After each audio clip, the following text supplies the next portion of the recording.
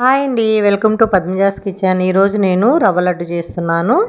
దీనికోసం స్టవ్ మీద బాండిల్ పెట్టేసుకొని హీట్ అయిన తర్వాత కొంచెం నెయ్యి వేసుకొని ఒక గిద్ద నెయ్యి వేసుకొని ఈ కొంచెం నెయ్యి బాగా కాగిన తర్వాత దీంట్లో ఒక కప్పు జీడిపప్పు వేసుకొని బాగా దోరగా వేయించేసుకోవాలి.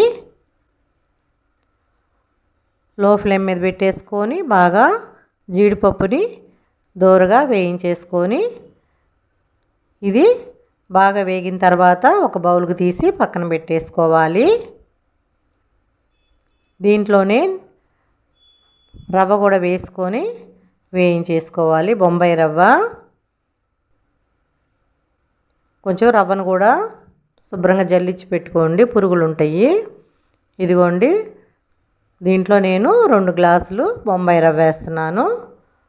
అంటే అరకిలో అన్నమాట, అది పావు కేజీ గ్లాసు వేసుకొని లో ఫ్లేమ్ మీద మాత్రమే లేత బంగారు వర్ణం వచ్చే వరకు బాగా వేయించేసుకోవాలి. లో ఫ్లేమ్ మీద పెట్టేసుకొని బాగా కదుపుతూ ఉండాలి, లేదంటే మాడుతుంది రవ్వ. బాగా లేత బంగారు వర్ణం వచ్చే వరకు వేయించేసుకొని నేతిలో బాగా రవ్వ వేగింది, మంచి అరోమా వస్తుంది. ఇదిగోండి, బాగా వేగింది రవ్వ. ఇప్పుడు దీన్ని తీసుకొని ఒక బౌల్కి వేసేసుకోవాలి.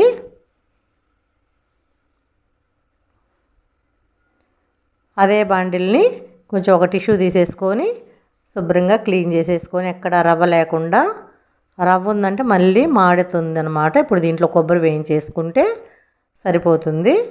దీంట్లో మళ్ళీ కొంచెం నెయ్యి వేసేసుకొని 1 గ్లాసు కొబ్బరి, 2 గ్లాసులు రవ్వ, 1 గ్లాసు కొబ్బరి తురుము వేసుకొని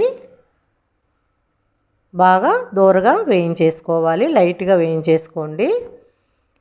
పచ్చి కొబ్బరి అయినా పర్వాలేదు, ఎండు కొబ్బరి అయినా పర్వాలేదు. పచ్చి కొబ్బరి అయితే మంచిగా టేస్ట్ వస్తుంది. బాగా దోరగా వేయించేసేసుకొని ఇది కూడా తీసి రవ్వలో వేసేసుకోవాలి. ఇప్పుడు ఇదంతా బాగా కలిపేసేసుకొని బాగా కొబ్బరి రవ్వనంతా బాగా కలిపేసుకొని షుగర్ అండి, మిక్సీ పట్టి పెట్టుకున్నాను. 1.5 గ్లాసు పంచదార పొడి పౌడరు వేసేసుకొని 1.25 అయినా 1.5 సరిపోతుంది. మీరు బాగా స్వీట్ తినే పని అయితే ఇంకొంచెం వేసుకుంటే బాగా సరిపోతుంది. నేనైతే 1.5 వేస్తున్నాను. ఇదంతా వేసుకొని చల్లారిన తర్వాత బాగా ఇదంతా కలిపేసేసుకోవాలి. ఈ మిశ్రమాన్ని బాగా కలిపేసేసుకోవాలి. దీంట్లోకి పాలు కాసి పెట్టుకున్నాను. ఒక పావు గ్లాస్ తీసి పక్కన పెట్టుకున్నాను. మనకి ఎంత అయితే సరిపోతుందో అంత చూసి పోసుకోండి. కొంచెం కొంచెం పాలు పోసేసుకుంటూ ఈ రవ్వని మొత్తం బాగా కలిపేసేసుకోవాలి. మనకి అర్థమవుతుంది, మనకి ముద్ద చుట్టడానికి, లడ్డు చుట్టడానికి చేతికి తెలుస్తుంది. మనం ఒక రవ్వ కలిపేటప్పుడే అంతవరకు పాలు పోసుకోండి. కొంచెం కొంచెం పాలు పోసుకుంటూ ఇదంతా రవ్వ మిశ్రమాన్ని బాగా కలిపేసేసుకోవాలి. చేతికి మనకు తడి అంటుకుంటుంది కదా రవ్వ లడ్డు చుట్టడానికి, అంత అట్లా ఆ వరకు వస్తే సరిపోతుంది. ఇదిగోండి, సరిపోయింది. ఇదంతా ఒక్కసారి ఒక 2 మినిట్స్ ఇదంతా ఒక్కసారి చేతితో అదిమేసేసుకోవాలి.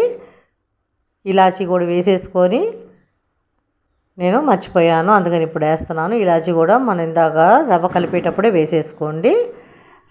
ఇలాచీ కూడా వేసేసుకొని ఒక్కసారి ఒక 2 మినిట్స్ ఇదంతా ఒక్కసారి అదిమి పెట్టేసేసుకొని ఇంకా లడ్డు చుట్టుకోవటమే. టేస్టీ రవ్వ లడ్డు రెడీ అవుతుంది. ఇదిగోండి, ముందుగా వేయించి పెట్టేసుకున్నాను కదా, ఆ జీడిపప్పు కూడా వేసుకొని ఒక్కో జీడిపప్పు పెట్టేసుకొని బాగా లడ్డు చుట్టేసేసుకోవాలి.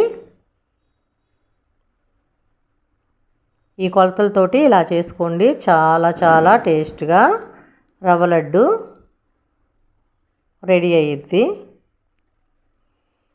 రవ్వ లడ్డు రెడీ.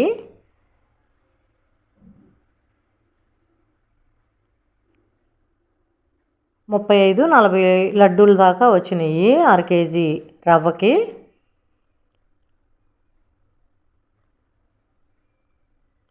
రవ్వ లడ్డు రెడీ అయింది. ఎంతో టేస్టీ అయిన రవ్వ లడ్డు రెడీ అయింది.